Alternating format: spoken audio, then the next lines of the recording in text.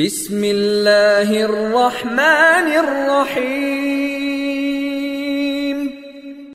ZLD Productions presents الحمد لله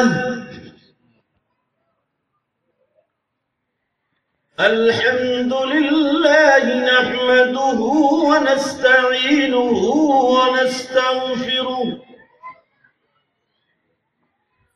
ونؤمن به ونتوكل عليه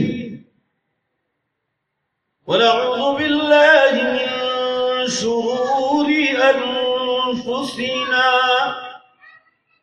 ومن سيئات أعمالنا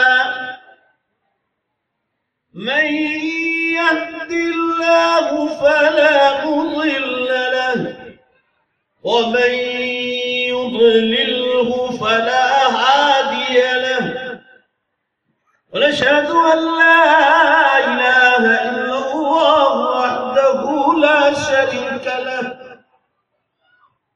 ونشهد أن سيدنا ومولانا محمدا عبده ورسوله. قال الله تبارك وتعالى في القرآن المجيد والفرقان الحميد: أعوذ بالله من الشيطان الرجيم. بسم الله الرحمن الرحيم. يرفع الله الذين آمنوا منكم والذين أوتوا العلم درجات. وقال الله تبارك وتعالى: إنما يخشى الله من عباده العلماء. وقال الله تبارك وتعالى: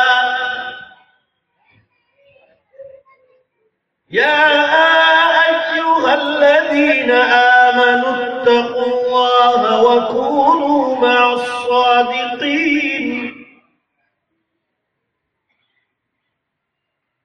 وقال الله تبارك وتعالى: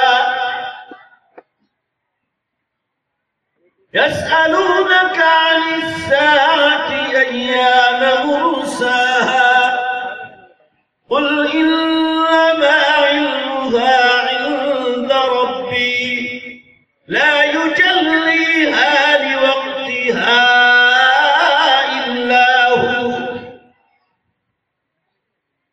ثقلت في السماوات والأرض لا تأتيكم إلا بغتة يسألونك كأنك حفي عنها قل إنما علمها عند الله ولكن أكثر الناس لا يعلمون. وقال النبي صلى الله تعالى عليه وسلم: عليكم بمجالس العلماء فإن الله تعالى شأنه يحيي القلب الميت بنور الحكمة كما تنبت الشجر من الماء. صدق الله مولانا العظيم وصدق رسوله النبي الأمي الكريم ونحن على ذلك لمن الشاهدين والشاكرين والحمد لله رب العالمين. زور سے ایک بار درود شریف پڑھ. اللهم صل على سيدنا ونبينا وشفينا وحبيبنا وسندنا مولانا محمد صلی اللہ علیہ وسلم. بزرگان محترم، عزیز نوجوانوں، پردے میں بیٹھ کر سننے والی عزیز بہنوں اور ماں، آج کا یہ مبارک اجلاس یہ کاشی میرا علاقے کے مدرسہ عربیہ تعلیم القرآن کا سالانہ جلسہ ہے، جس میں بچوں نے بڑے خوبصورت انداز سے اپنے اساتذہ کی تربیت کے ماتحت خوبصورت پروگرام پیش کیے۔ عقل مند کے لیے اشارہ کافی ہے،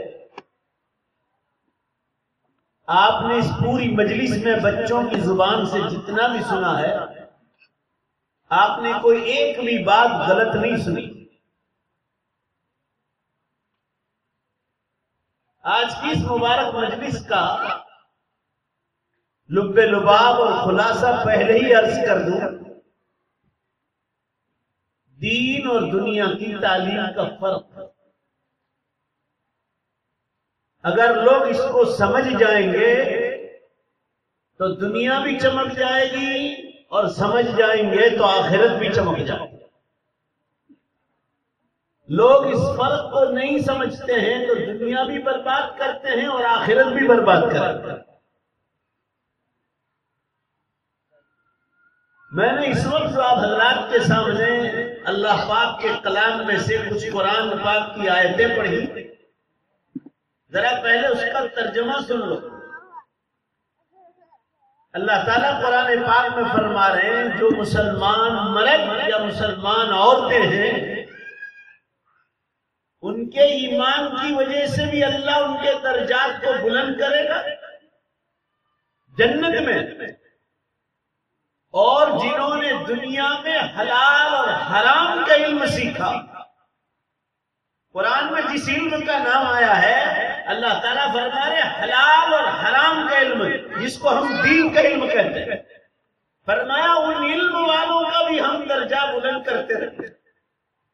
ایک دوسری آیت شریفہ میں یہ ارشاد فرمایا کہ جو حلال اور حرام کا علم سیکھتے ہیں، جیسے علماء کرام یا وہ مسلمان جتنا علماء کے پاس بیٹھ کر دین سیکھتے ہیں، مدرسوں میں، مکتب میں، دارالعلوم میں، دعوت و تبلیغ کے میدان میں، خانقاہوں میں رہ کر، یا علماء حق کی کتابیں گھروں پر پڑھ کر، گھروں میں تعلیم زندہ کر کے جتنا بھی علم دین سیکھتے ہیں حلال و حرام کا علم، دوسری آیت کے ترجمے میں اللہ فرما رہے یہ دین کا علم، یہ حلال اور حرام کا علم، اللہ نے اس میں ایسا پاور رکھا ہے کہ اس علم کے آنے کے بعد پورا مجمع بولو بے شک اللہ کا خوف پیدا ہوتا ہے۔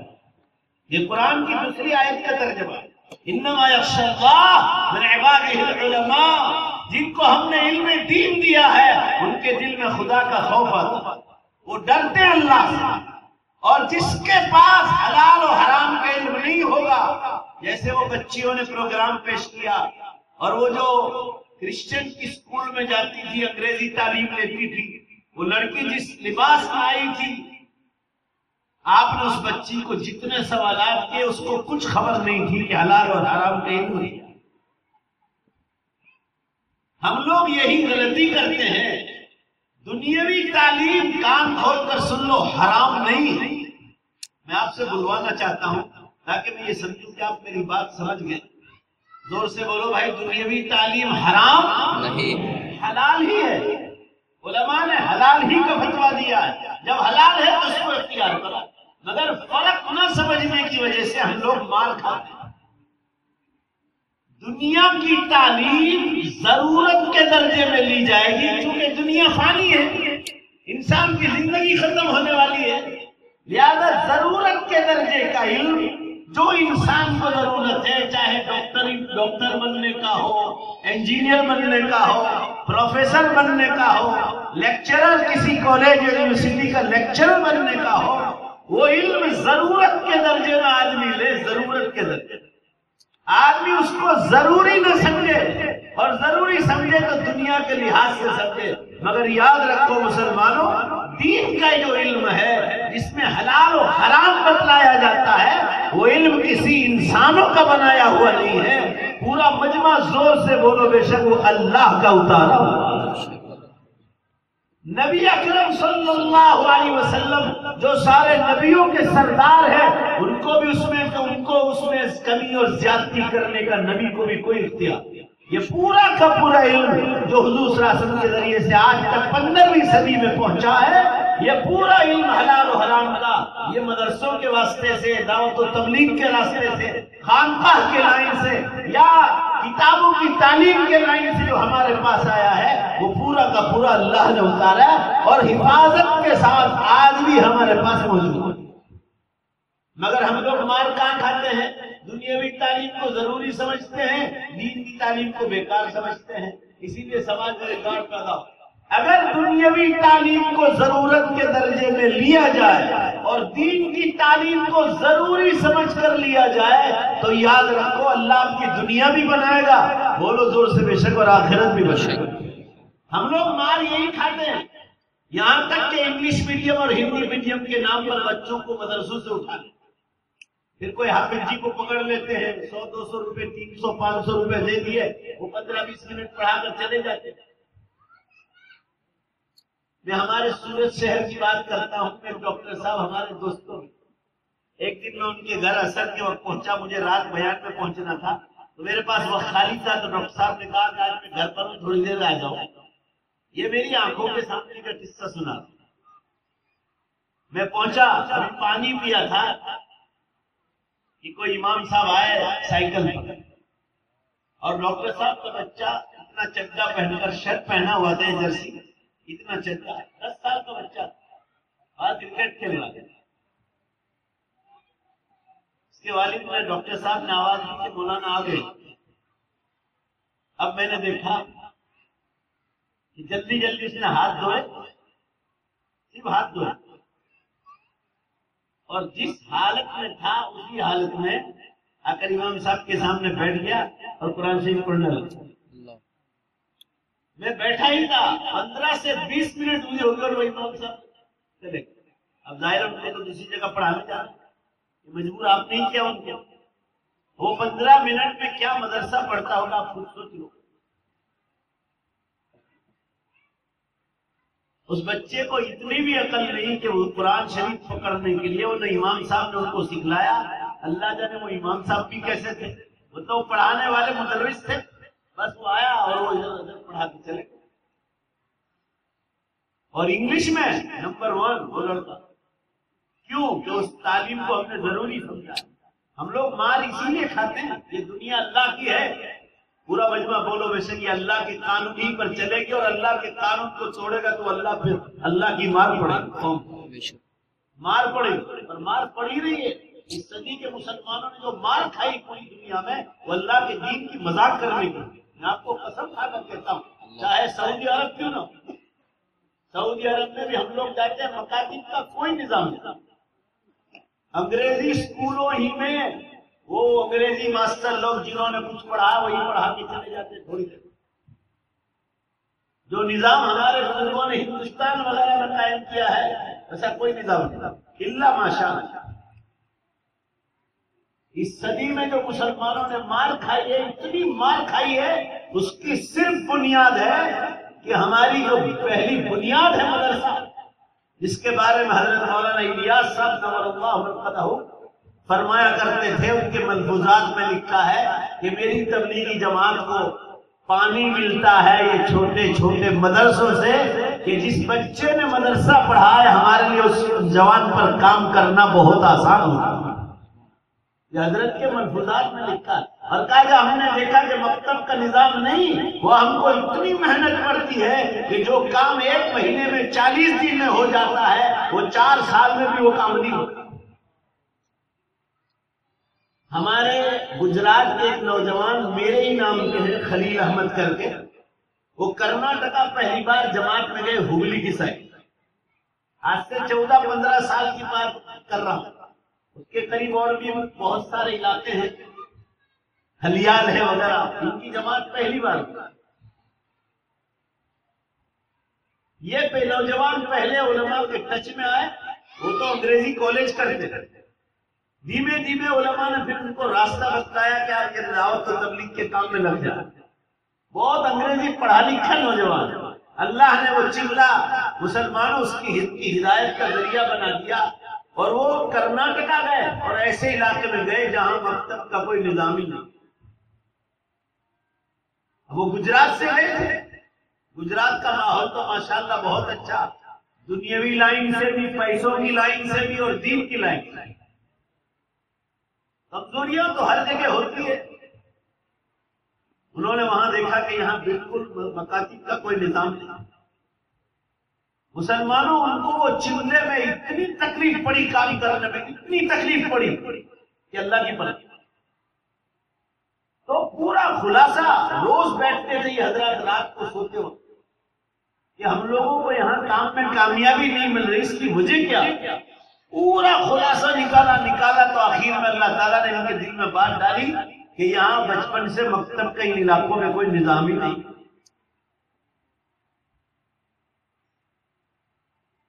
وہ جس علاقے میں گئے تھے میں اس کی بات کر رہا تھا. گجرات آ کر اپنا پیسہ بھی لگایا اور مسلمانوں کا پیسہ بھی. ایک مکتب شروع کیا کرناٹک میں جا کے، پھر دوسرا شروع کیا. مسلمانوں ذرا کان کھول کر سن لو، آج 320 مکاتب وہ نوجوان قائم کر چکے ہیں. ذرا زور سے بولو گے بھائی کتنے مکاتب؟ 320. اب کرناٹکا سے بھی آگے نکل کے ادھر گوا کی سائڈ وہاں بھی مکاتب شروع کر. اب یہ 13 سال کے اندر اب وہاں کام کے لیے اللہ تعالیٰ نے آسانیاں پیدا کی. کیونکہ بچپن سے ایمان جمع ہے اور یہ کیسٹ دماغ کی خالی ہے تو مکتب کی لائن سے وہ حلال و حرام کا علم جو پڑا وہ اندر پکا ہو چکا ہے. اب جب ان پر جوانی کے بعد کام کیا جائے گا تو شیطان کا غلبہ اس کے پاس نہیں. آج ہم لوگ یہی مار کھاتے ہیں. دنیاوی تعلیم سے آج تک کسی علماء نے آپ کو روکا نہیں، مگر ہم لوگ اس کی حقیقت کو سمجھ نہیں پاتے. دین اور دنیا کی تعلیم کا فرق. دنیاوی تعلیم میں کہیں کمزوری آپ کو ملے گی، مگر آپ نے بچوں کا پروگرام 2-3 گھنٹے تک سنا، پورا مجمع جواب تو آپ نے کوئی کمزوری نظر آئی؟ وہ تو اللہ کا حکم ہے حلال و حرام. جتنی اسلامی باتیں کہی گئی تاریخ کے حساب سے، تاریخ اسلامی کی وہ سچائی پر ہے، اس میں رتی برابر بھی کوئی شک یا جھوٹ کی گنجائش. میں ایک مثال دوں جو انگریزی داں حضرات یہاں بیٹھے ہوئے ہیں. میں جب SSC کرتا تھا گجرات میں تو یہ سبق SSC میں پڑھایا جاتا ہے. اب ذرا ترقی کر کے وہ سبق جو اسکولوں میں پڑھایا جاتا تھا وہ ذرا کالج یونیورسٹیوں میں چلا گیا اور اس میں صاف جھوٹ ہے، صاف جھوٹ. پھر دوبارہ کہتا ہوں کہ میں آپ کو دنیاوی تعلیم کی برائی کرنے نہیں آیا ہوں. اس میں جو اچھائی ہے وہ اچھائی ہے، مگر یہ بات ضرور کہی جائے گی کہ دنیاوی تعلیم میں بھی جتنی اچھائیاں ہیں بولو بے شک وہ بھی انسان کو اللہ ہی نہیں. بولو بھائی زور سے بولو، ہے کہ نہیں؟ کمزوریاں ہیں انسان کے اپنے دماغ کی وجہ سے وہ ملانے گیا، اس کی وجہ سے رہ گیا. جیسے ہم لوگ جب SSC کرتے تھے تو اسکول میں یہ سبق آتا تھا کہ آج کا جو انسان ہے، انسان دھیان سے سنو، یہ پہلے بندر تھا، منکی، اور یہ دھیمے دھیمے ہوتے انسان بن گیا. ایک دوسرا پوائنٹ،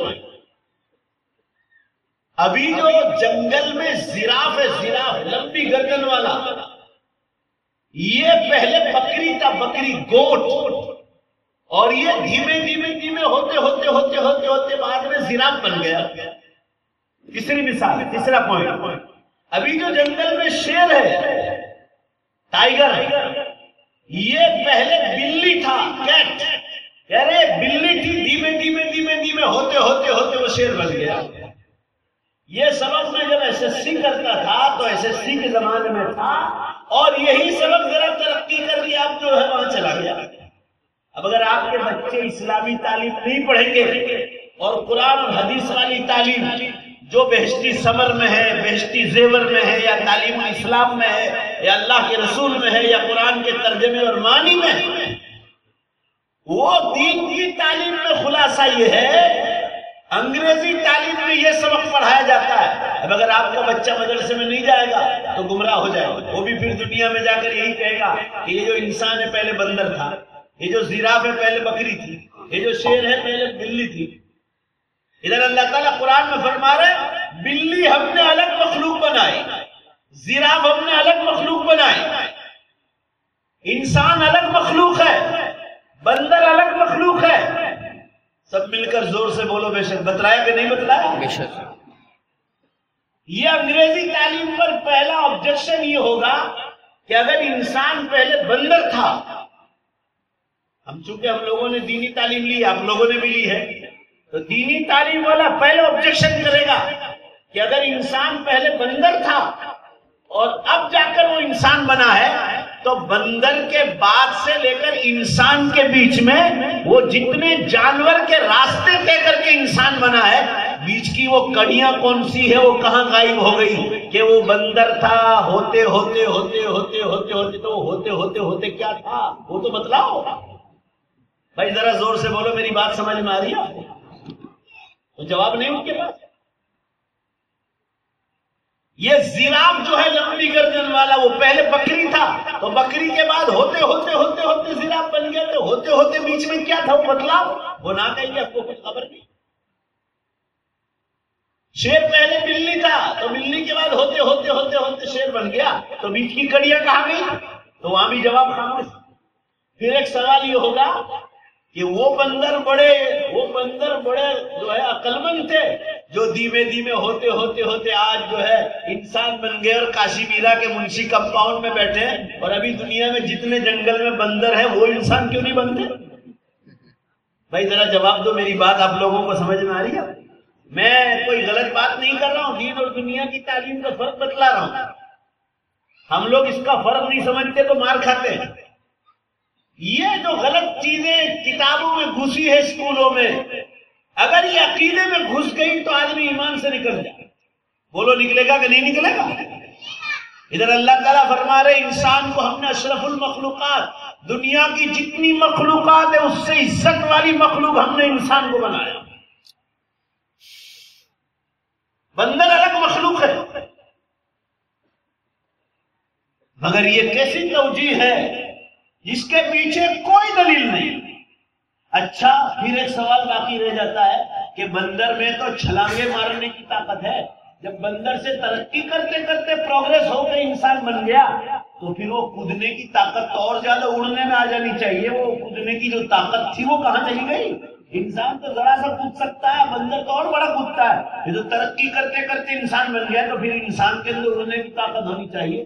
پھر انسان ترقی کیوں نہیں کر کے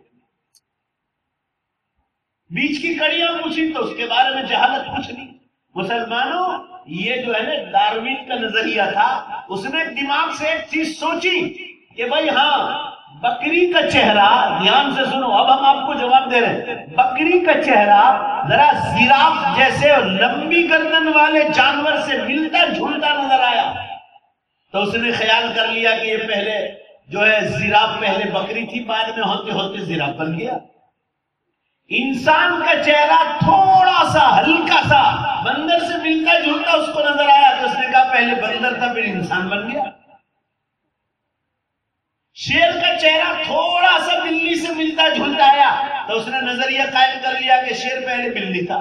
تو سوال ہوگا کہ ابھی ہمارے گھروں میں جو بلیاں آتی وہ شیر کیوں نہیں بن جاتی؟ ارے بھائی بولو نا، ہے کہ نہیں؟ پھر وہ شیر بن جائے تو ہم لوگ زندہ رہیں گے. سارے مفروضے غلط ہے، بیکار کی باتیں، مگر لینگویج کے حساب سے پڑھو ٹھیک ہے. ایسے بہت ساری چیزیں ہیں جس کو سائنسدانوں نے غلط ٹھہرایا ہے کہ یہ سب غلط چیزیں پڑھائی جاتی ہیں. اس کا یہ مطلب نہیں کہ ہر چیز اسکول میں غلط پڑھائی جاتی. میں تو آپ کو فرق بتلا رہا ہوں کہ دین کی تعلیم میں آپ کو ایک رتی برابر بھی کوئی کمی نہیں ملے گی اور دنیاوی تعلیم میں آپ کو کمزوریاں نظر آئی. ایک مثال دی میں نے، دنیاوی تعلیم میں حلال اور حرام کا علم آپ کو پڑھایا ہی نہیں جائے.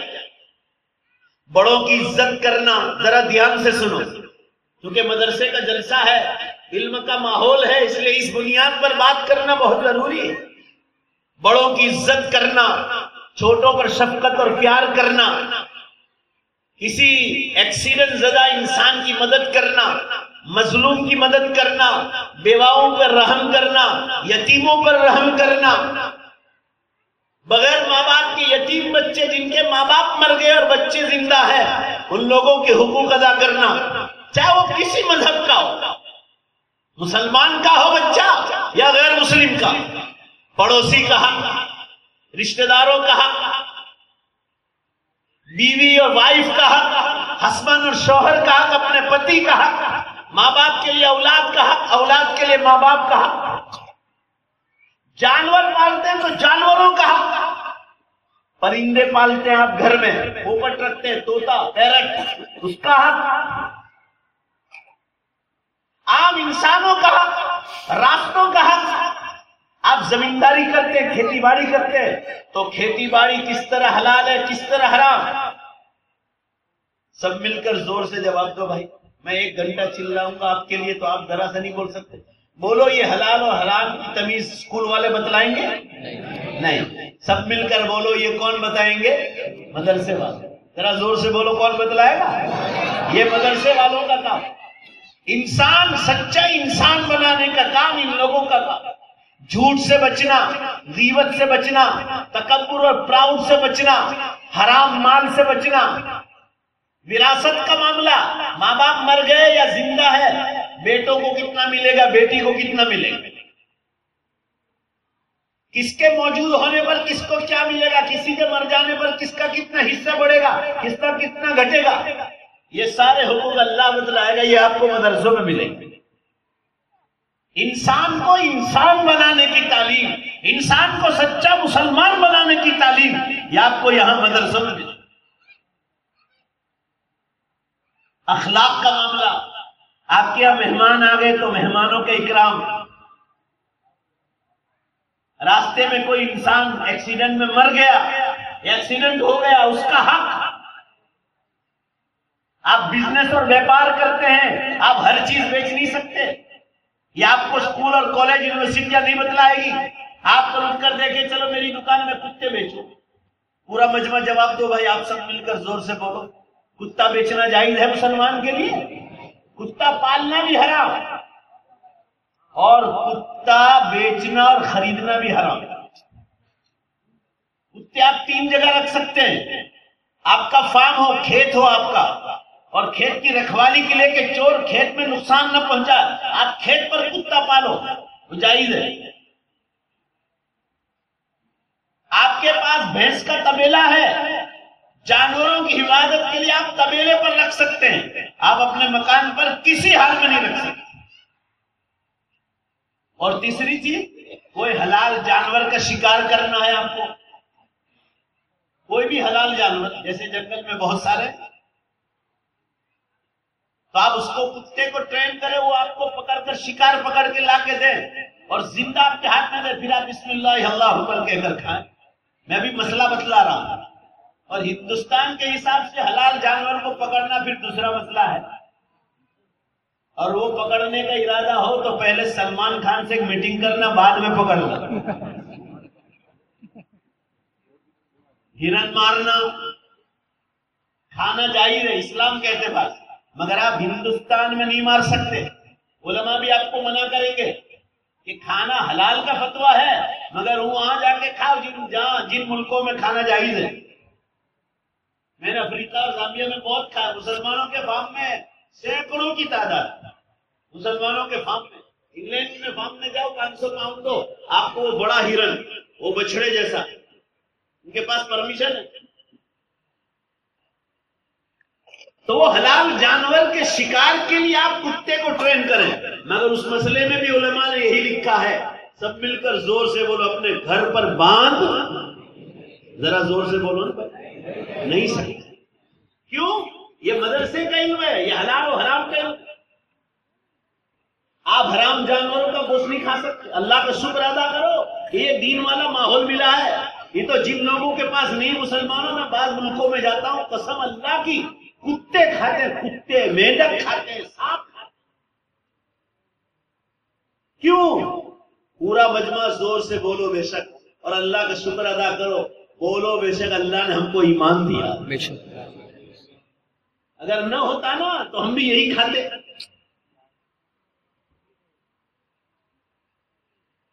آپ سوچو ذرا، یہ ایمان کتنی بڑی دولت.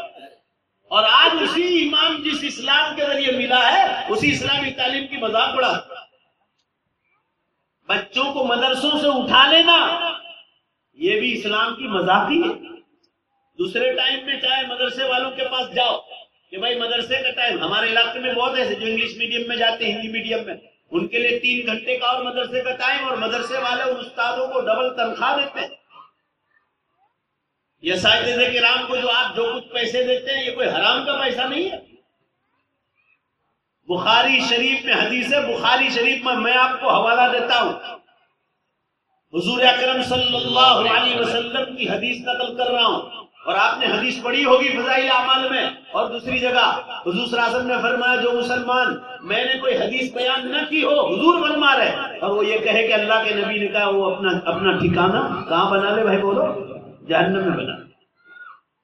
میں اپنا ٹھکانہ جہنم میں بنانا نہیں چاہتا ہوں، اللہ پوری امت کی حفاظت فرما.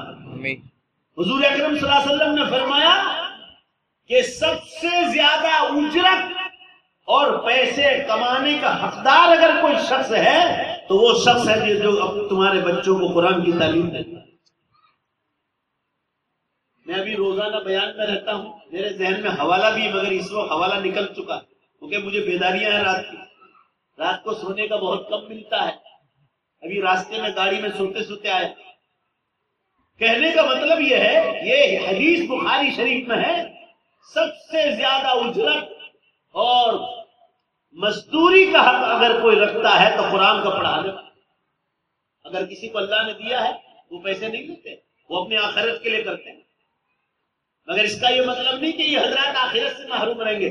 دوسری حدیث سنو، جناب رسول اللہ صلی اللہ علیہ وسلم نے ارشاد فرمایا کہ اگر کوئی مسلمان کسی کو قرآن کی ایک آیت سکھائے تو فرمایا آسمان و زمین بھر بھر کر سونا ایک پلڑے میں رکھا جائے اور دوسرے پلڑے میں وہ قرآن کی ایک آیت رکھی جائے، دنیا کا سارو ساز و سامان بھی اس قرآن کی آیت کا بدلہ نہیں بن سکتا.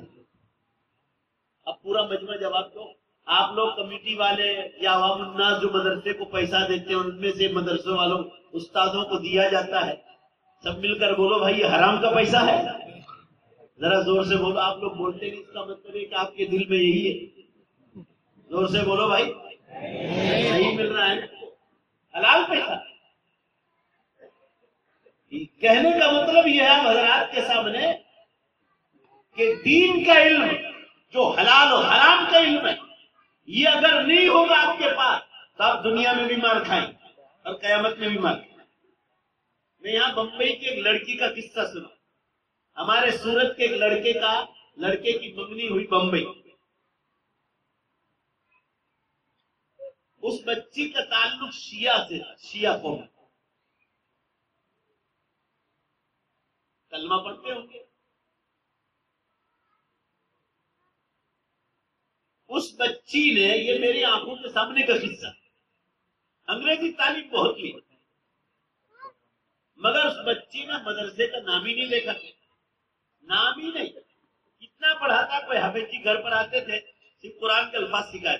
تعلیم الاسلام نہیں، اللہ کے رسول نہیں، بہشتی ثمر نہیں، بہشتی زیور نہیں، فضائل اعمال کیا چیز ہے وہ بھی نہیں جانتے. اب کانٹیکٹ ہوا، منگنی بھی ہو گئی. شادی سے پہلے جب منگنی ہو گئی تو ایک بار وہ یہاں ملنا ہے. وہ مجھے ملنے سے پہلے پوچھتا، سورت کا لڑکا تھا، ہمارے جان پہچان.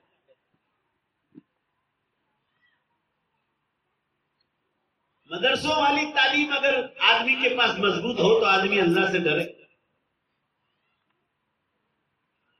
لڑکی والوں نے کہا کہ آپ کو ہماری لڑکی کو ملنے آنا ہی پڑے گا اور ہمارے گھر بھی آنا پڑے گا، کیونکہ گھروں میں دینی تعلیم نہیں. لڑکا آ گیا کہ بھائی کہیں ڈر کے مارے ٹوٹ جائے گا. آیا تھا. یہ دونوں ایک ہوٹل میں کھانے کے لیے گئے. اب وہ کمپنی کا چکن جو تھا، کمپنیوں کا تھا جو خاص طور سے یہودیوں کی کمپنی. آپ اشارے میں سمجھتے ہیں بھائی؟ ذرا زور سے بولو نا، سمجھ رہے ہیں نا آپ؟ بات چیزیں اشاروں میں بولنے کی ہوتی. اور وہ حرام تھا. وہ بچہ سورت کا، اس نے مدرسے کی تعلیم لی تھی. وہ لڑکی وہاں لے گئی. لڑکے نے کہا میں نہیں کھاؤں. تو لڑکی نے کہا کہ بہت حلال و حرام مت کرو. کیا کہا بھائی؟ بولو زور سے، بہت حلال و حرام مت کہو، سب دنیا میں حرام بھی حلال ہی حلال ہے. یہ لڑکی نے جواب، لڑکی نے کھایا اپنی ضد سے وہاں. کیوں؟ مجھے سب مل کر جواب دو ایمانداری سے، اگر اس لڑکی نے حلال و حرام کی تعلیم مدرسے میں لی ہوتی، سب مل کر زور سے جواب دو بھائی، تو وہ کھاتی حرام کو؟ یہ مار پڑی، دیکھ لو کھا لیا اس نے. کیا آدمی سبزی نہیں کھا سکتا؟ دال نہیں کھا سکتا؟ آدمی یہی مار کھاتا ہے. آپ روڈ پہ دیکھو، راستوں پر لوگ کھڑے کھڑے پیشاب کرتے، جوان لڑکیاں اندر بیٹھی کاروں میں، ان کی بہنیں ہیں، خالائیں ہیں، قریب ہی میں گاڑی کے پاس ہی کھڑے کھڑے پیشاب کرتے. یہ تک نہیں دیکھتے قبلہ کدھر ہے، پاکی ناپاکی کا کوئی مسئلہ نہیں. کیوں؟ بھائی سب مل کر جواب دو. اسلامی تعلیم جس نے لی ہوگی ذرا زور سے بولو، وہ ایسا کرے گا نہیں. وہ پہلے دیکھے گا قبلہ کدھر ہے، پوچھے گا قبلے کی پیٹھ بھی ناجائز ہے، ناجائز. قبلے کی طرف بیٹھنا بھی ناجائز، پیشاب ننگے بدن بیٹھنا بھی ناجائز، گناہ کا کام. بند ٹوائلٹ میں جائز نہیں تو کھلے میدان میں تو بالکل جائز نہیں. آپ کسی حدیث میں کسی جانور جیسے سانپ ہے، چوہا ہے، اس کے سوراخ میں بھی آپ پیشاب نہیں کر سکتے. حدیث میں منع ہے.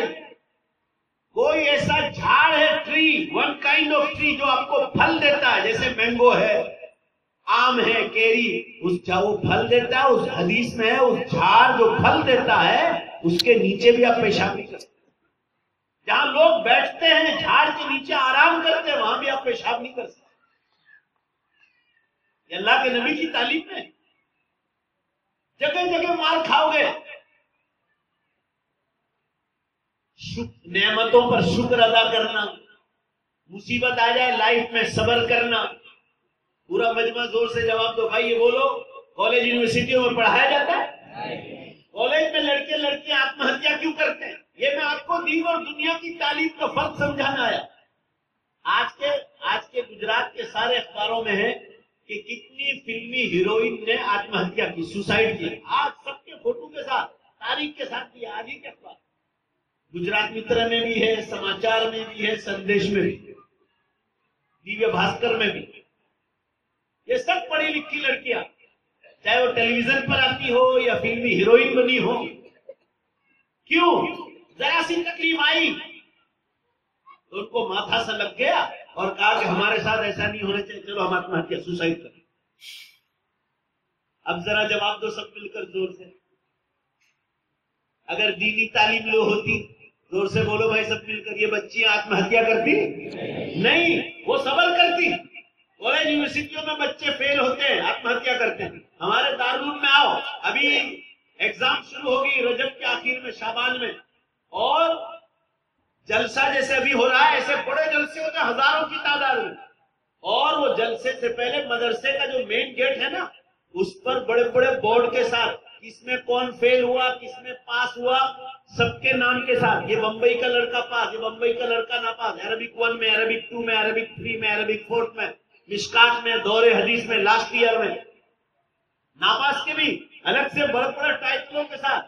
اور نیچے لکھا جاتا ہے کہ جو بچے فیل ہوئے ہیں وہ صبر کے ساتھ صبر کریں اور آئندہ سال اتنے زیادہ محنت کر کے دوبارہ جو ہے کامیابی حاصل کرنے کی کوشش کریں. آپ ہی لوگوں سے پوچھتا ہوں، کبھی آپ نے پیپروں میں پڑھا کہ مدرسے کے بچے فیل ہوتے ہیں تو آتم ہتیا کرتے ہیں؟ زور سے جواب دو بھائی. یہ فرق نہیں. بس میں نے چند مثالیں پیش کر دی، میں اب زیادہ تفصیل نہیں کرنا چاہتا. آپ لوگ ماشاءاللہ سب عقل مند ہیں. بس اتنا بتلا دو، دنیاوی تعلیم ضرورت کی چیز ہے، اور پورا مجمع بولو دینی تعلیم ضروری چیز. یہ فرق ہے، بس اتنا سمجھ. تو ضرورت بھی لے لو، ضروری بھی لے لو. جب دونوں حاصل کریں گے، پورا مجمع زور سے بولو بے شک، تو انشاءاللہ اللہ دنیا اور آخرت دونوں چمکا رہے. بولو بھائی ہے کہ نہیں؟ صرف میں دونوں کی وکالت کرنے آیا ہوں. دنیاوی تعلیم بھی حاصل کرو اور دین کی تعلیم بھی حاصل کرو. دین کا علم نہیں ہوگا تو آپ جاہلی کہہ رہا ہو، چاہے کچھ بھی پڑھو. ہمارے انڈیا کے راشٹرپتی تھے ڈاکٹر عبد الکلام صاحب. بہت اچھے انسان، نرم مزاج، اتنا بڑا پڑھا لکھا کہ سائنٹسٹ تھے وہ، میسائل مین کا لقب ملا اور انڈیا کو بہترین راشٹرپتی ملا فخر الدین علی احمد کے بعد، مسلمان راشٹرپتی. مگر مسلمانوں پوری زندگی سائنس کرتے رہے اور انتقال ہوا تو ایک کالج میں سیلون میں سری لنکا میں تقریر کر رہے تھے اور چالو تقریر میں نیچے گرے، سائنس ہی پر تقریر کر. ہم تو ان کے حق میں دعا کرتے سب آمین، تو اللہ ان کی مغفرت فرمائے آمین. مگر یہ تعلیم ضرورت کی چیز ہے، لو ضرورت کے درجے میں. بلکہ میں کہتا ہوں آپ جتنی محنت کرتے ہیں اس سے 10 گنا زیادہ محنت کرو دنیاوی تعلیم میں. مگر یاد رکھو جہاں ڈگری پوری ہو گئی کہ دنیا کی تعلیم ختم ہو گئی، مگر دین کی تعلیم تو ماں کی گود سے لے کر، بولو زور سے، بے شک قبر کی گود تک لے رہا. بخاری شریف میں ایک باب آیا، ہیڈنگ آیا، امام بخاری رحمۃ اللہ علیہ نے ہیڈنگ لگایا، کان اصحاب النبی صلی اللہ علیہ وسلم یتعلمون فی کبر السن. صحابہ کرام بڑھاپے میں بھی دینی تعلیم حاصل کرتے.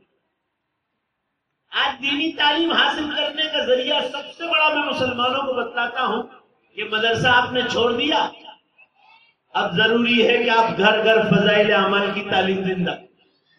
ذرا سن لو بھائی، فضائل اعمال جو ہے یہ ہندوستان کے بہت بڑے چوٹی کے عالم تھے حضرت شیخ مولانا زکریا صاحب نور اللہ برکاتہ. آپ قرآن پاک کو عربی میں جان نہیں سکتے، بخاری مسلم جیسی حدیث کی کتابوں کو، مشکات شریف کو آپ عربی میں جان نہیں سکتے، تو اللہ تعالیٰ نے حضرت شیخ مولانا زکریا صاحب رحمۃ اللہ علیہ سے ایک ایسی کتاب تیار کرائی، گویا وہ قرآن حدیث کا خلاصہ ہے کہ دین کا علم مختصر طور پر اگر خلاصے کے ساتھ آدمی لینا چاہے تو فضائل اعمال میں اللہ نے بہت علم بھرا پڑا. کچھ لوگ کہتے ہیں کہ اس میں کچھ کمزور حدیثیں ہیں، تو بھائی میں اس کے لیے یوں کہتا ہوں کہ اگر کمزور حدیث آپ کو لگے تو اس حدیث کی طرف دھیان مت دو، مگر اس میں قرآن کی آیتیں اور صحیح حدیث تو بہت زیادہ تعداد میں ہے، آپ اس کو کیوں چھوڑ دیں؟ میں آپ کو ایک مثال دوں، جو لوگ ایسی بات کرتے ہیں، آپ بازار سے مینگو کا پورا باکس خرید کر لائیں،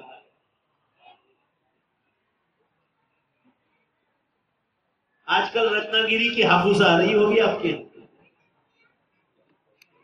پورا باکس اچھا ہے، ایک کیری یا ایک آم میں اگر ذرا سا کالا سا داغ آئے گا، بھائی سب مل کر جواب دو، آپ پورا باکس پھینک دیں گے؟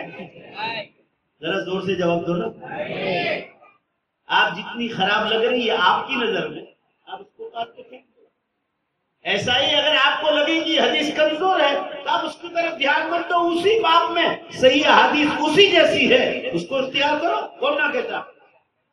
اس کی وجہ سے پوری کتاب کو بدنامی دینا اور بری باتیں بکنے سے کوئی فائدہ نہیں. اللہ تعالیٰ اس کتاب سے اتنا کام لے رہا ہے، شاید قرآن اور احادیث کے بعد، یاد کان کھول کے سن لو،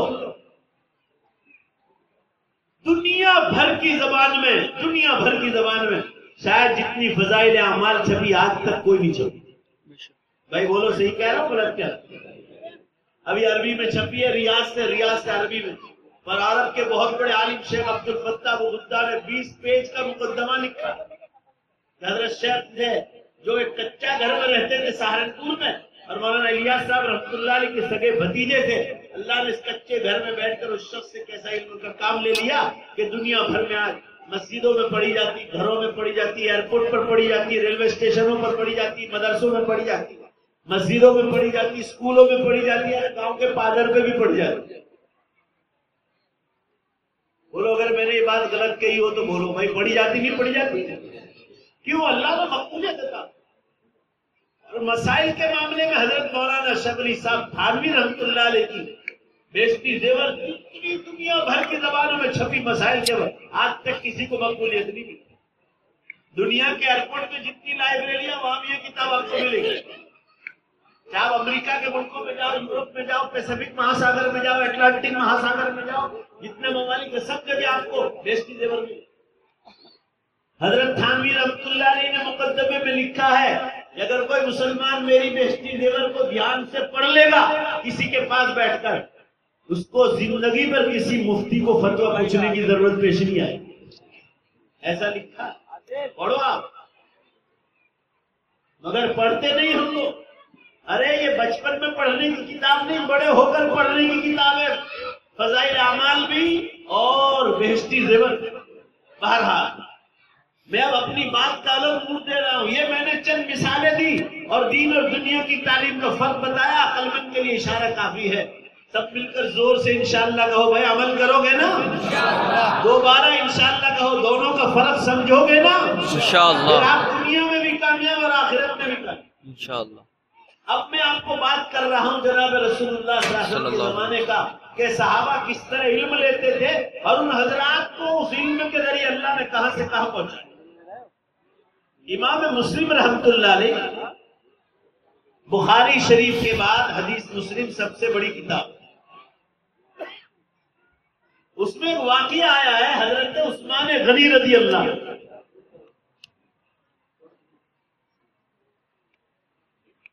حضرت عثمان غنی رضی اللہ عنہ کا ایک 2 منٹ کا قصہ، مگر یاد رکھو اتنا پرلطف اور پرمغز اور ایمان بڑھانے والا ہے کہ اللہ کی بات. حضرت عثمان غنی رضی اللہ عنہ کو رسول اللہ صلی اللہ علیہ وسلم کی صحبت سے کیا ملا؟ ابھی میں نے آپ کو خطبے میں حدیث سنائی. حضور صلی اللہ علیہ وسلم نے ارشاد فرمایا، ماں بہنیں بھی دھیان سے سنیں، علیکم بمجالس العلماء، تمہارے لیے ضروری ہے کہ عالموں کی مجلسوں کو لازم پکڑو، وہاں بیٹھو. حضور صلی اللہ علیہ وسلم فرما رہے کہ جیسے برسات کے پانی سے اللہ مردار زمین کو اور درختوں کو زندہ کرتا ہے، عالموں کے پاس بیٹھنے والے مردہ دلوں کو اللہ زندہ دل کرتا ہے. جو بھی سچے عالموں کے پاس بیٹھے گا اللہ اس کی دنیا بھی چمکائے گا، آخرت بھی چمکائے گا. اسی میں سے ایک واقعہ، حضرت عائشہ رضی اللہ تعالیٰ عنہ حدیث بیان کرتی، بھائی یہ بچوں کی آواز ذرا کم کرا دو یا ان کو روانہ کر دو. ذرا بڑے حضرات میری طرف دھیان دیں، ایمان تازہ ہو جائے ایسا قصہ.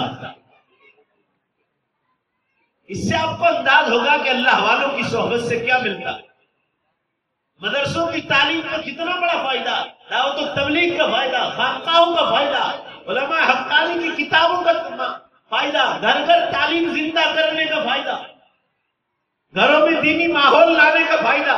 اس قصے سے پتہ چلے گا. حضرت عائشہ رضی اللہ عنہا بیان کرتی ہے، مدینہ منورہ کا قصہ ہے. رسول اللہ صلی اللہ علیہ وسلم بڑی سخت گرمی میں دین کا کام کر کے گھر میں تشریف لائے.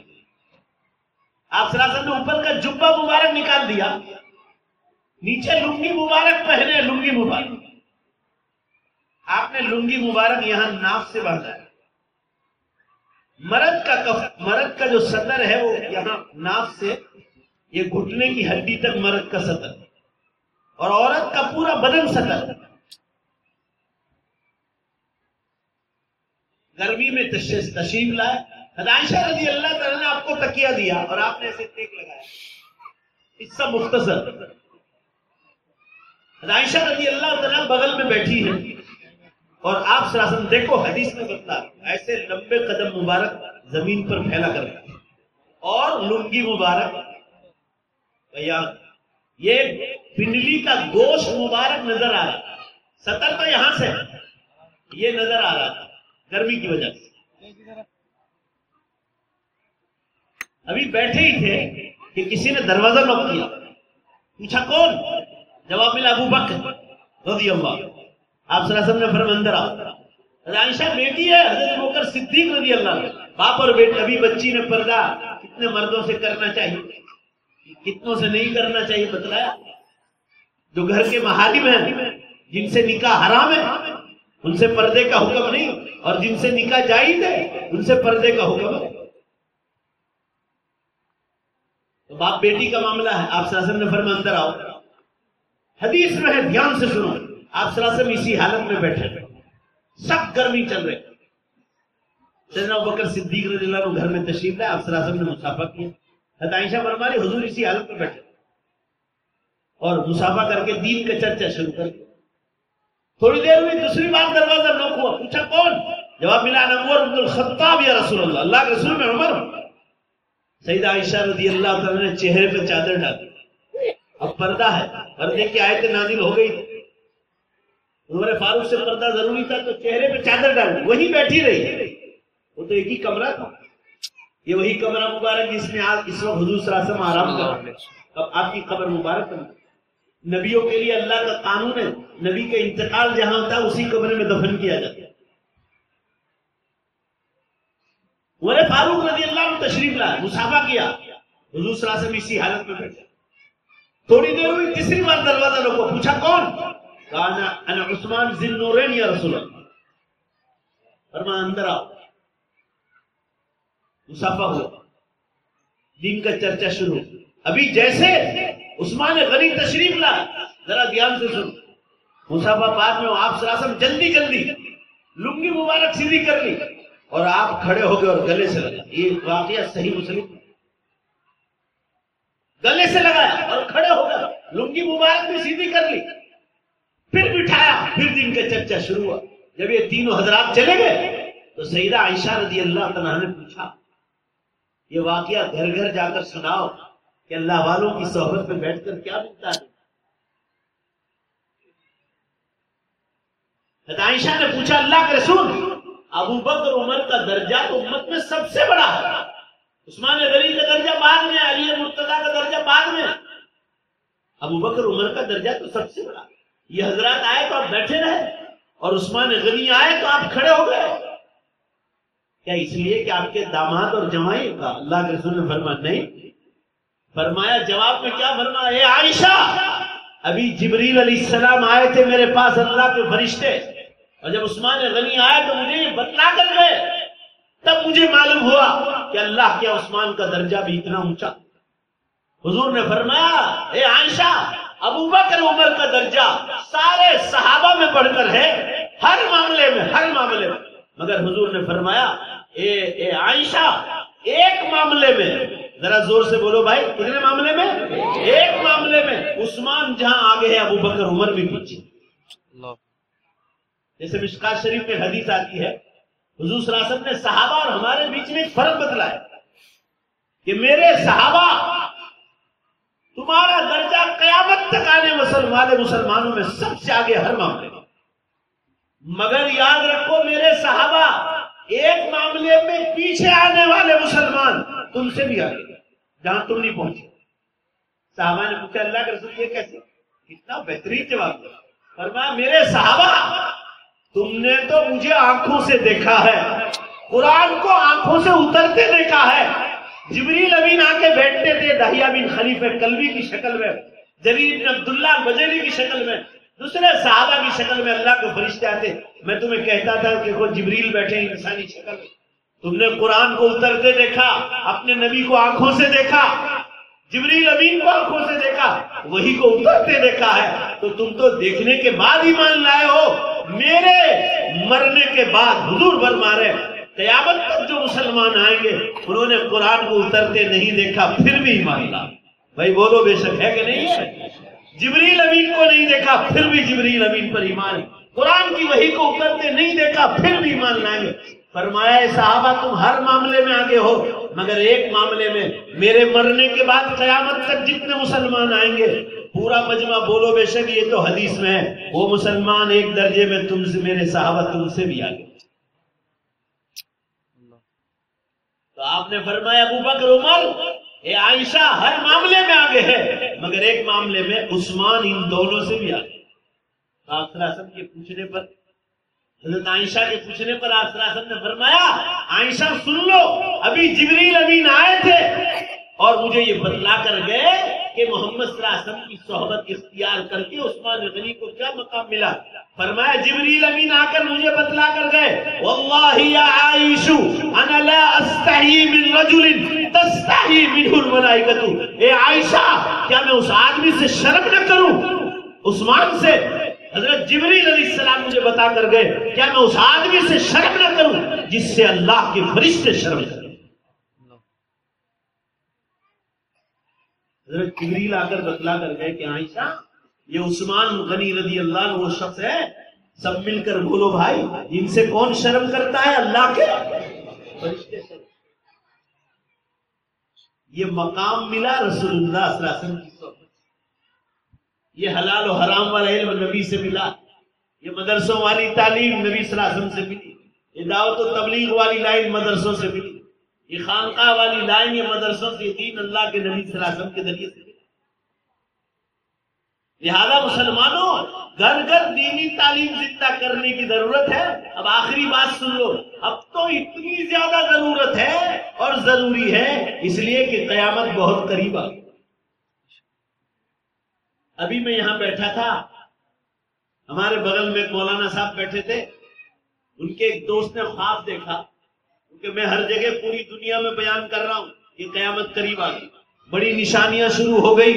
ماں بہنیں بھی دھیان سے سن لے، قیامت کی چھوٹی نشانیاں پوری ہو گئی اور ہم لوگ بڑی نشانیوں میں داخل ہو گئے۔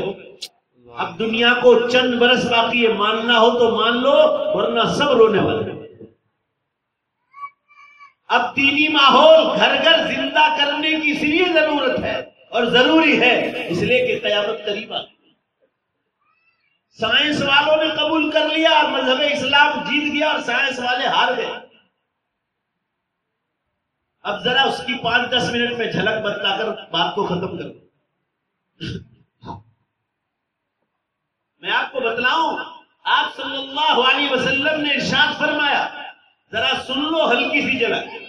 آپ صلی اللہ علیہ وسلم نے فرمایا، جب دنیا میں جھوٹ، شراب، جوا جگار، کسینو، ناچ گان، ڈسکو ڈانس، لانچ اور رشوت، دھوکہ بازی، اور نمبر 7 پر فرمایا زنا کاری جب عام ہو جائے گی، عام، تو آپ صلی اللہ علیہ وسلم نے فرمایا فَبَعْدَهَا سَنَوَاتُ الزَّلَازِلِ، اس کے بعد زلزلے اور دھرتی کمب کے برس قیامت تک شروع ہو جائے۔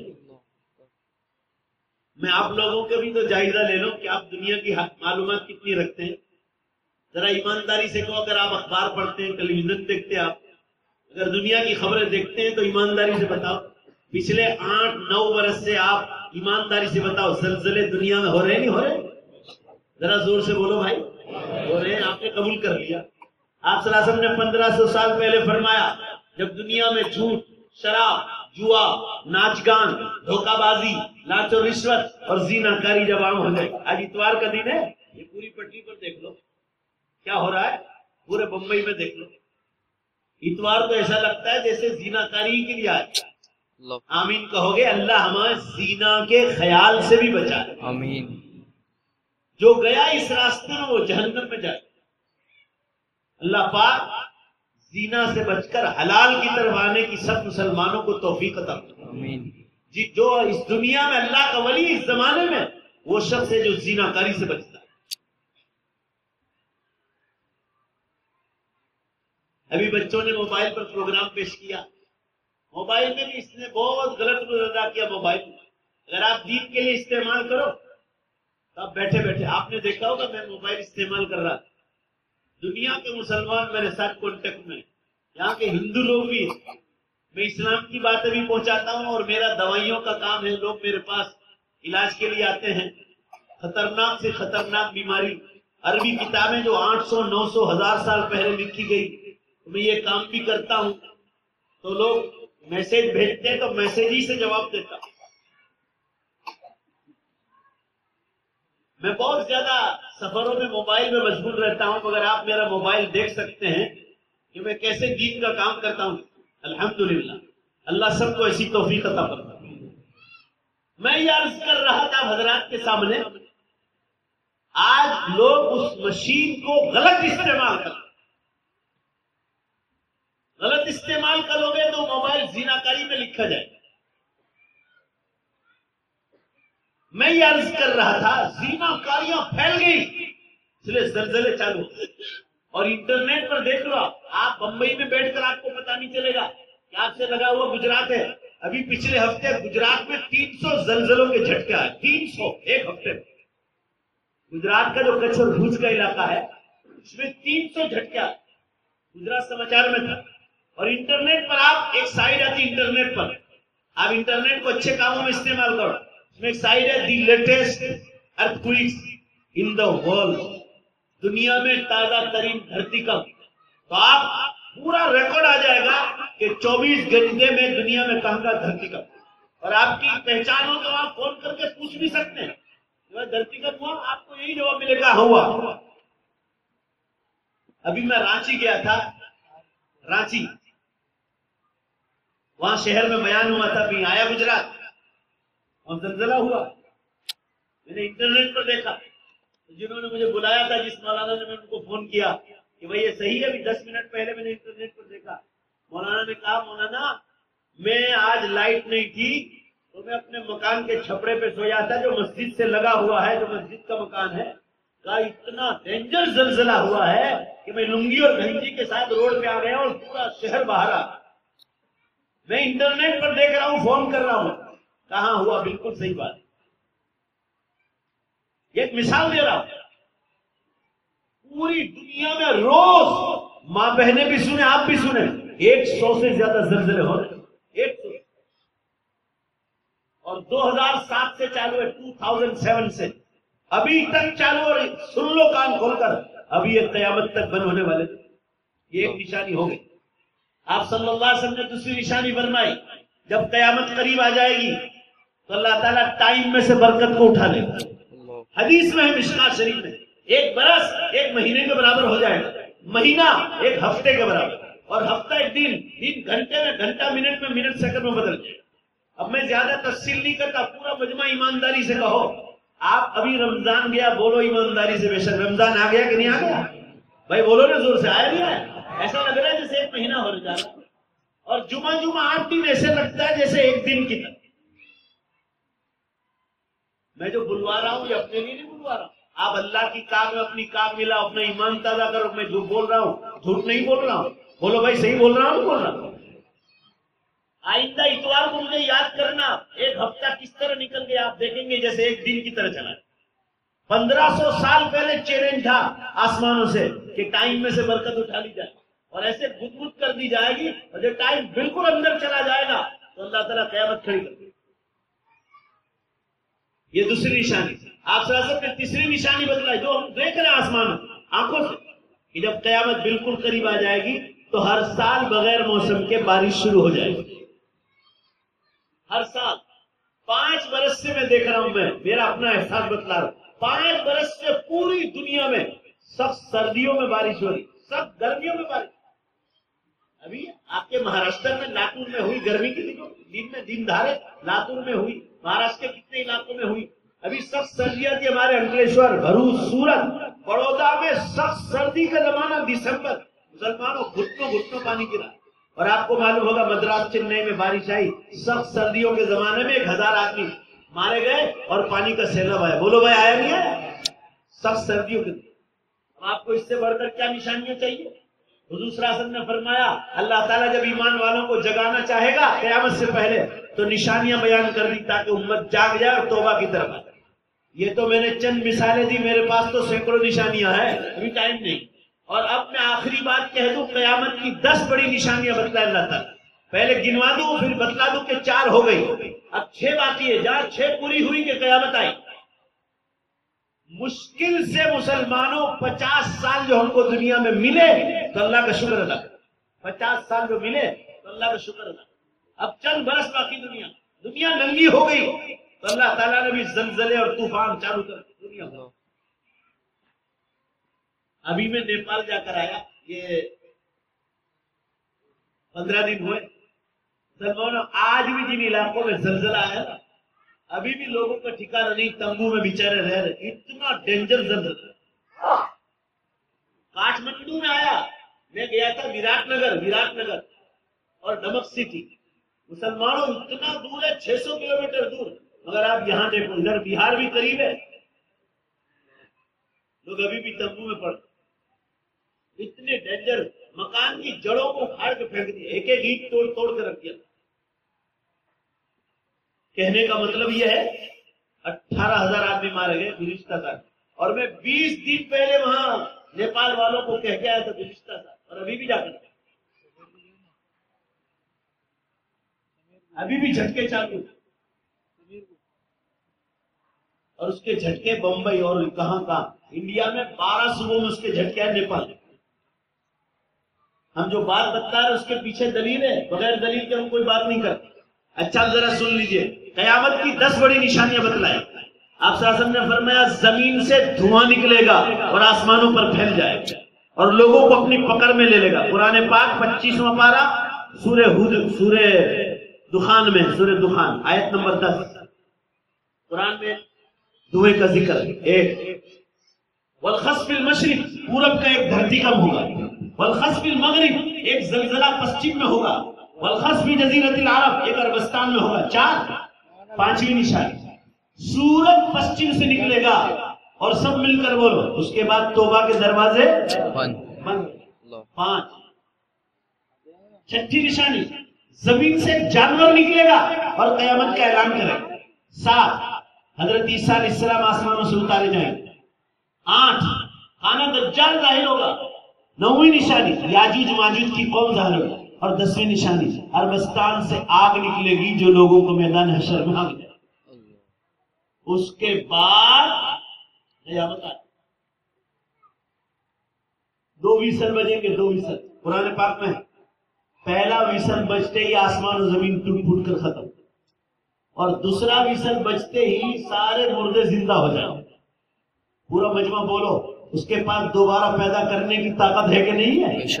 بے شک ہے، 1 سیکنڈ میں کھڑا کر۔ قرآن پاک میں ہے سورہ یاسین شریف میں، میرے بندو جب تم ماں کے پیٹ میں 4 مہینے میں تمہاری باڈی تیار کی اور 5ویں مہینے میں پہلی بار ہم نے جان ڈالی تھی، تو جب پہلی بار جان ڈالی تھی تو اس وقت بھی تمہارا بدن مرا ہوا پڑا تھا۔ سب مل کر بولو، قرآن پاک میں یاسین شریف میں ہے پہلی بار ماں کے پیٹ میں کس نے جان ڈالی تھی؟ بولو سب مل کر۔ اللہ فرما رہے جو پہلی بار ماں کے پیٹ میں جان ڈال چکا ہے، کیا وہ قبر کے پیٹ میں مرے ہوئے بدن میں جان نہیں ڈال سکتا؟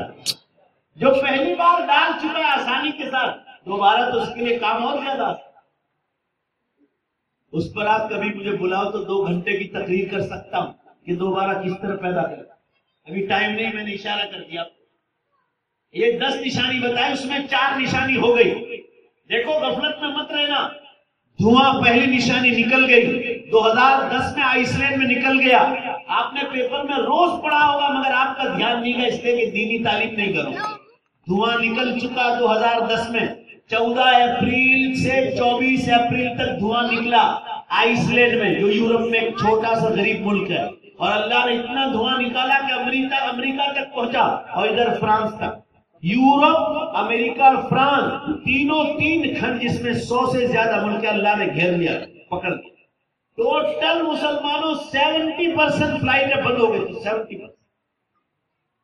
اکا دکا کسی ملک میں ہوائی جہاز اڑ رہے تھے جہاں دھوئیں کا اثر نہیں، ورنہ 100 سے زیادہ ممالک میں ٹوٹل ایئرپورٹ بند ہو گئے، ٹوٹل۔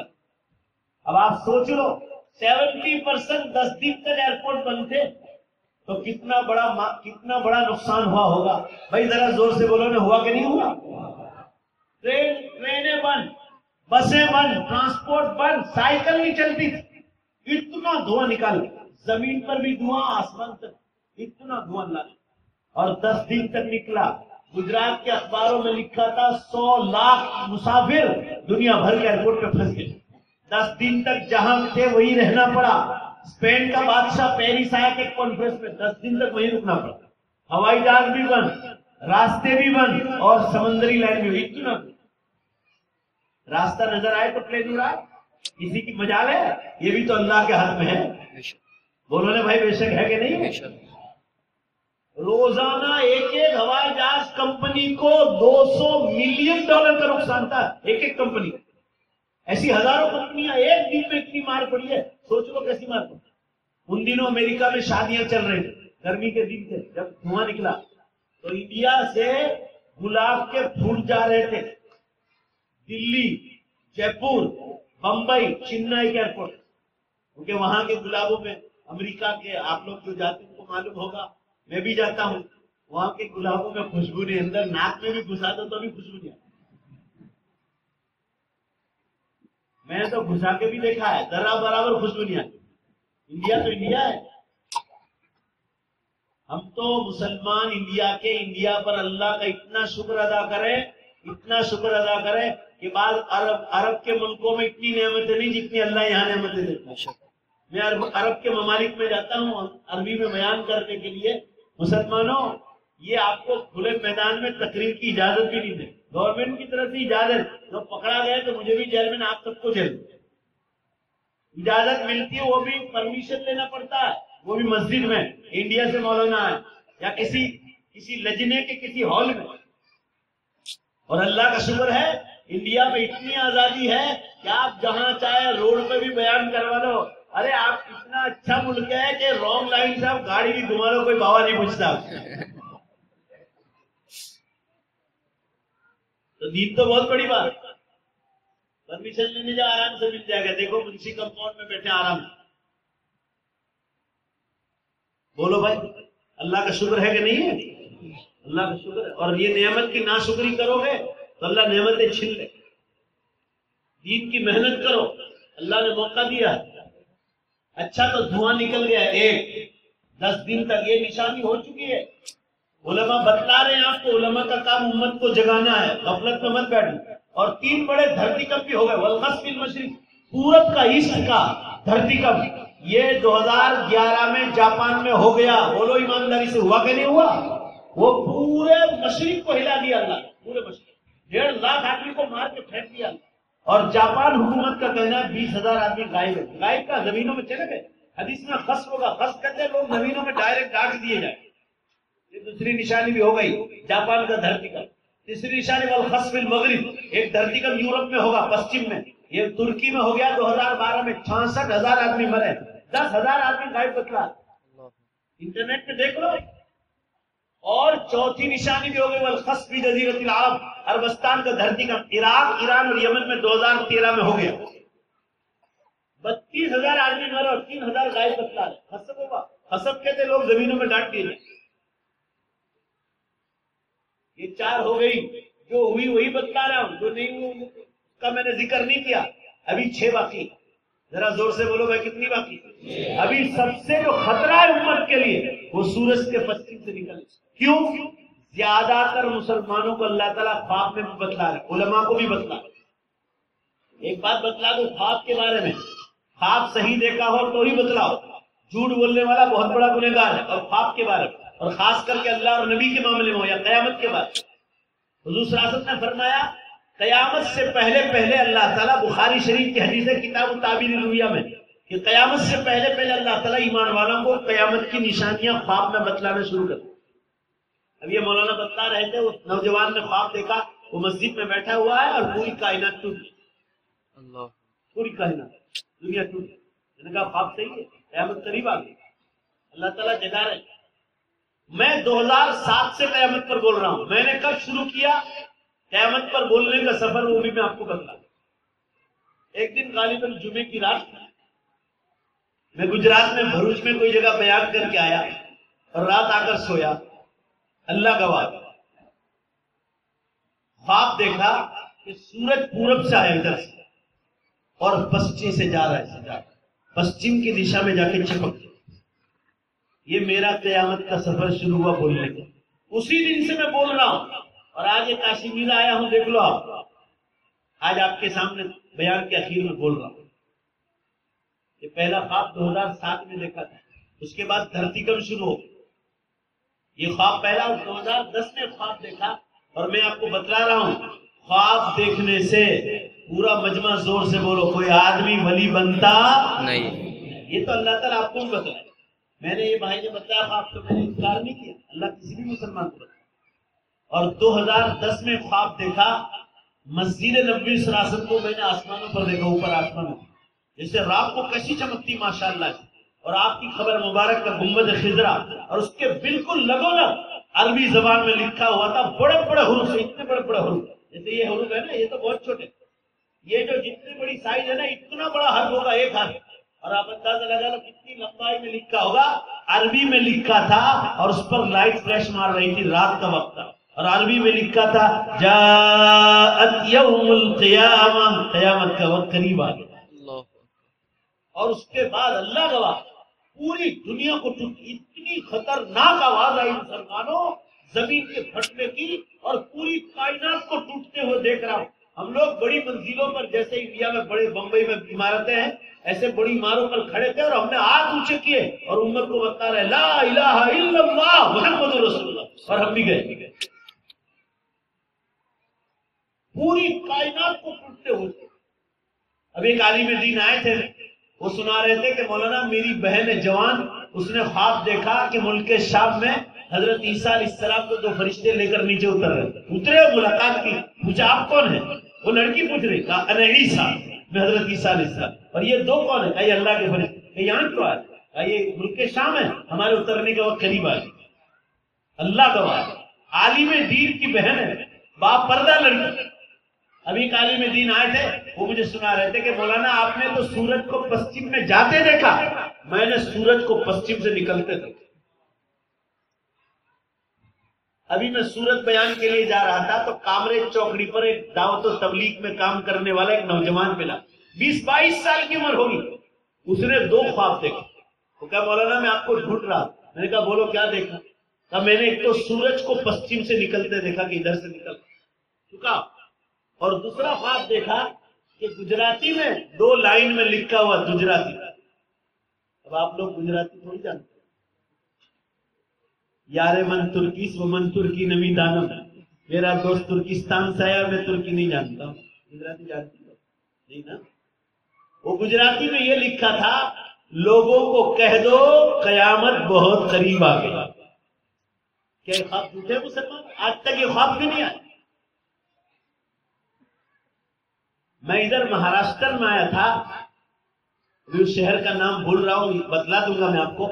بیان کے بعد ایک نوجوان ملا، اس نے کہا میں نے مولانا کانا دجال کو دیکھا، اس کی پیشانی پر جو ہے لکھا ہوا تھا کفر لکھا ہوا۔ بس بات ختم ہو گئی، اب زیادہ کہنے کی گنجائش بھی نہیں، وقت بھی پورا ہو گیا۔ اب ایک بار جواب دے دو پہلے، ابھی تک میں نے جتنی بات بتائی اللہ کو گواہ رکھ کر جواب دو، صحیح بات بتائی غلط بات بتائی؟ ہاں الحمدللہ، یہ قرآن حدیث کی باتیں ہیں، اللہ اور نبی کی باتیں۔ اب جنت بالکل قریب ہے، ابھی میں آپ کو ڈراتا رہا، اب میں آپ کو بتا رہا ہوں کہ قیامت قریب آ گئی۔ ایک بار اتنی زور سے انشاءاللہ بولو کہ اللہ کے فرشتے قیامت کے دن گواہی دیں گے ان کو جنت کی فکر ہے۔ بولو انشاءاللہ قیامت قریب آ گئی تو جنت بھی قریب آ گئی انشاءاللہ۔ اب اللہ تعالیٰ ایسی جنت میں لے جائے گا جس میں موت نہیں، جس میں بال سفید نہیں ہوں گے، بڑھاپا نہیں، جس میں پیشاب نہیں، ٹوائلٹ نہیں، بیماری نہیں، جس میں لڑائی جھگڑے نہیں، جتنے گناہوں کی قسم ہے جنت میں، حتیٰ کہ قرآن نے کہا ہلکا سا درد بھی سر کا ہماری جنت میں۔ ایسی پیاری جنت کی تیاری کے لیے یہاں بھیجا ہے۔ اس لیے مسلمانوں مکاتب اور مدرسوں کو بھی مضبوط کرو، دعوت و تبلیغ کے کام کو بھی مضبوط کرو، کسی بزرگ کے ہاتھ پر بیٹھ ہو کر اپنے دل کی اصلاح بھی کرو، اور گھر گھر تعلیم زندہ کرو۔ بات ختم ہو گئی، چلو کہہ دو انشاءاللہ، ماں بہنیں اپنے اپنے دل میں انشاءاللہ کہیں، اور آپ لوگ زور سے انشاءاللہ بولے، بولو انشاءاللہ کہ آخرت کی اور قیامت کی زوردار تیاری کریں گے، بولو انشاءاللہ، اور زور سے انشاءاللہ بولو کہ قیامت کی یہ خبریں پوری دنیا میں پہنچائیں گے، بولو انشاءاللہ۔ میرے اور آپ کے بیٹھنے کو قبول فرمائے، وآخر دعوانا الحمدللہ رب العالمین والعاقبۃ للمتقین والصلاۃ والسلام علی خیر خلق محمد وآلہ وصحبہ اجمعین۔ ربنا آتنا فی الدنیا حسنہ وفی الآخرۃ حسنہ وقنا عذاب النار۔ اے اللہ اپنے فضل سے ہمارے گناہوں کو معاف فرما، ہماری خطاؤں سے درگزر فرما۔ مولا ہم بہت گناہ گار ہیں، بڑے خطا کار و سیاہ کار ہیں، بڑے مجرم ہیں، آپ کی بارگاہ کے بہت بڑے پاپی ہیں۔ اے اللہ اپنے فضل و کرم سے معاف فرما۔ اے اللہ یہ مدرسہ تعلیم القرآن کے جلسے کو قبول فرما، آپ کی بارگاہ میں قبول فرما۔ ان بچوں کے ماں باپ کو بھی قبول فرما، مسجد کے ٹرسٹی اور ذمہ داران کو بھی قبول فرما، اساتذہ کو بھی قبول فرما۔ اے اللہ اس مدرسے اور مسجد کے بانیوں کی مغفرت فرما، اور زندہ ہیں تو ان سے اور دین کا کام تو لے لے۔ اے اللہ قیامت بہت قریب آ گئی، امت کو جاگنے کی توفیق عطا فرما۔ اے اللہ قیامت بہت قریب آ گئی، قیامت کی بڑی نشانیاں شروع ہو گئی، امت کو جاگنے کی توفیق عطا فرما۔ اللہ سب سے پہلا کام جو نماز اور روزے قضا ہو گئی، چھوٹ گئی، اس کو قضا کرنے کی توفیق عطا فرما۔ جتنے احکام ہیں اللہ اس کی پابندی سے کرنے کی توفیق عطا فرما۔ راتوں کو جلدی سو کر فجر میں جلدی اٹھنے کی اور 5 وقت کی نمازوں کی پابندی کی توفیق عطا فرما۔ اے اللہ گھروں میں تلاوت، ذکر اللہ، درود شریف، استغفار اور گھر گھر تعلیم زندہ کرنے کی توفیق عطا فرما۔ اے اللہ قیامت قریب آ گئی، جب وہاں دوبارہ زندہ کیے جائیں گے تو وہاں جو کام آنے والے اعمال ہیں اے اللہ افعال ہے ان سے کرنے کی توفیق عطا فرما، اور جو جہنم میں ڈبانے والے ہیں ان کاموں سے ہم سب کی حفاظت فرما۔ اے اللہ ایمان پر موت کی بھیک مانگتے ہیں، ہم سب کو ایمان پر موت عطا فرما۔ اس ناپاک زبان پر تیرا پاک کلمہ لا الہ الا اللہ محمد رسول اللہ صلی اللہ علیہ وسلم جاری فرما۔ اے اللہ ان بچوں کے ماں باپ کو بھی دنیا اور آخرت دونوں میں چمکا دے۔ ہم سب اللہ مدرسے اس بچوں کے پروگرام کی حوصلہ افزائی کے لیے، بچوں کی حوصلہ افزائی کے لیے یہ مرد لوگ، عورتیں بڑی دیر تک بیٹھے رہے، اللہ اس کا بہترین بدلہ عطا فرما۔ اس سخت گرمی میں یہ حضرات اے اللہ یہاں بیٹھے ہیں، ان کو کوئی نیت نہیں، کوئی لالچ نہیں، سوائے تیری رضامندی کے۔ اللہ تو ان سب سے راضی ہو جا، ہر ایک کی دنیا اور آخرت چمکا دے، پریشانیوں میں حفاظت فرما۔ اے اللہ ہر پریشانی میں مدد نازل فرما، اور اے اللہ ہر نعمت پر شکریہ کی ادا کی توفیق عطا فرما۔ مدرسے کو دین دنی رات چگنی ترقی عطا فرما۔ ہم سب کو جنت الفردوس کا وارث بنا دے، ہمارے ماں باپ، دادا دادی، نانا نانی، اے اللہ رشتہ دار، بھائی بہن، دوست احباب، ماں بہنوں کی سہیلیاں جتنے ایمان پر مرے ہیں بمبئی کے قبرستانوں میں اور دنیا کے قبرستانوں میں ایمان والے، سو اللہ سب کی مغفرت آمین، ان کے جنت کے درجات کو بلند فرما، بیماروں کو شفا عطا فرما، جو جیل خانوں میں ان کے چھٹکارے نصیب فرما، جن کے کیس چل رہے اللہ جن میں رہائی نصیب فرما، مسلمانوں کو یہاں عزت کی زندگی عطا فرما، مسلمانوں کو غیر مسلموں میں، مسلمانوں میں سب پہ دین کی دعوت کا کام کرنے کی توفیق عطا فرما۔ ہماری دعاؤں کو اپنے فضل و کرم سے، اپنے پاک ناموں کے طفیل جناب رسول اللہ صلی اللہ علیہ وسلم سے طفیل قبول فرما۔